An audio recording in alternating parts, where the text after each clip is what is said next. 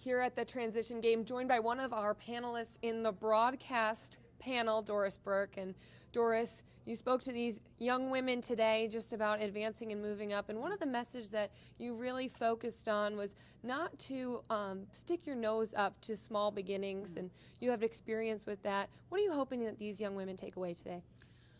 Well, I hope they soaked up a lot of information. You had great speakers across the board. Teresa Weatherspoon was, as she had been as a player, pretty inspirational, very passionate. Val Ackerman and Renee Brown are two of the most accomplished women in sport, and so you hope that these women paid attention. Danita Turner, I loved her message. This was for the student athletes. I found myself taking notes on Danita's presentation. So, you know what? I hope that these women understand the message that everybody seemed to send, and that regardless of what your field of endeavor is, hard work is going to get you there. Hard work is going to get you there. As you mentioned, the transition game is supposed to help these young women transition into the real world. Take yourself back in your days as a student athlete. What could you have gotten out of a program like this?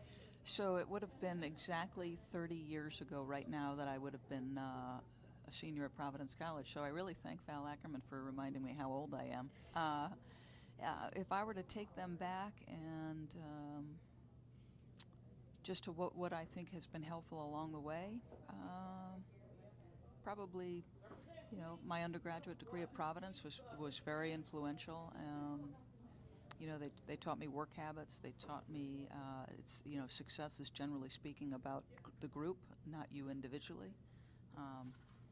Basketball is such a team sport that there were so many lessons, all the hard work, everybody pulling in the same direction. There's so many things you think about as a college athlete that translates so easy to professional success. But those would be a few, hard work, everybody pulling in the same direction, the humility to know the person beside you is as important as you are. You talk about the transition with that success, also the humble beginnings. What was the biggest thing that you learned from your humble beginnings of calling play-by-play and color commentary on the telephone for Providence? All right, so the year I left coaching, they said, listen, we're putting the Providence College women on radio, and it'll be maybe, I think it was 8 to 10 games. And it was a very small station in Rhode Island, and so the gentleman running it often had multiple games during the course of the day, and it being New England, there were times where him getting from one game to another was a major challenge. And so the engineer would show up, and I would pick up the telephone line and literally call both play-by-play and color.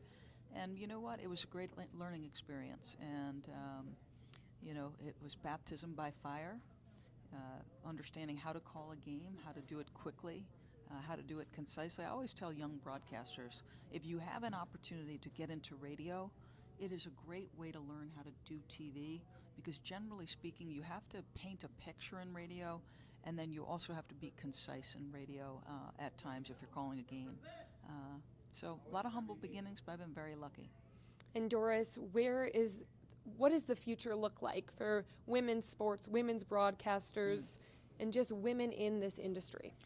Yeah, I think that the unique thing about the time that we're in right now is the way people conceive of what a woman's job in sport is different. It's changing, right? We're seeing now women in what we would consider non-traditional roles. ESPN has been really good to me and afforded me a chance to do color analyst work on NBA. That's somewhat unusual. I think we need young women to aspire to positions outside of the sideline. If you want to be a sideline reporter, that's outstanding, and it's a great way to impact a broadcast. But you can be a play-by-play person. Those doors are now opening. If you want to be the general manager of an NBA team, you can now find a pathway to that. You look at athletes like Becky Hammon, who are changing how women are perceived at the NBA level and their ability to coach basketball at the highest level. So I think the sky's the limit. Slowly but surely we're making progress and changing the way people think about women and what their roles are. And Doris, I know just by you being here today, progress was made by transitioning young women into the real world. So thank you so much for joining us here today at the Big East. It was my pleasure. Thanks for having me.